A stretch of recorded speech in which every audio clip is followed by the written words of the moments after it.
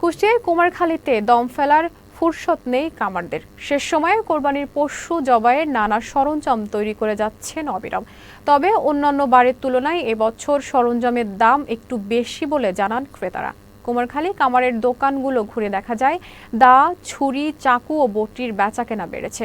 দামও সন্তোষজনক। বর্তমানে প্রতি পিস বটি পাইকারি 200 টাকা, খুচরা 250 থেকে 300 টাকা, চাপাতি পাইকারি 600, খুচরা 750 টাকা, ছুরির সর্বনিম্ন 100 টাকা এবং সর্বোচ্চ 350 টাকা দরে বিক্রি করা হচ্ছে।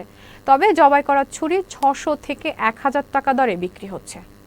ডাসা তৈরিতে নিচ্ছে হচ্ছে 1000, 800, 900, 600 নিম্নত, আর পুরানের দাম হচ্ছে 150। তাতে মোটামুটি কাজ ভালো। এই জায়গায় কাজ করতেছি মনোগঞ্জ অল্প কিছুদিন, এর আগে আরেক জায়গায় কাজ করতাম, তো আগের থেকে এবার অনেক কাজ কম। কাজটা ভালো, খারাপ না। ধরেন নইলেগা নতুন অস্ত্রও আগে 100 টাকা দিতাম, এখন 800 টাকা নিচ্ছে। আলপনাতে 500 টাকা দিতাম, 550 টাকা নিচ্ছে। পুরাতন ডাকাগুলো 100 টাকা, 120 টাকা করে আমরা পুরাইতে নিই, আর বড় বড় চাকুগুলো আমরা 150 টাকা, 120 টাকা করে পুরাইতে নিই। গতবারের তো একটু বেশি, এবং কয়লার গতবার তো একটু বেশি। এবার হচ্ছে ছুরি, ডাসা, এগুলাতে প্রত্যেকটির উপরে 50 টাকা, 100 টাকায় বৃদ্ধি হয়েছে।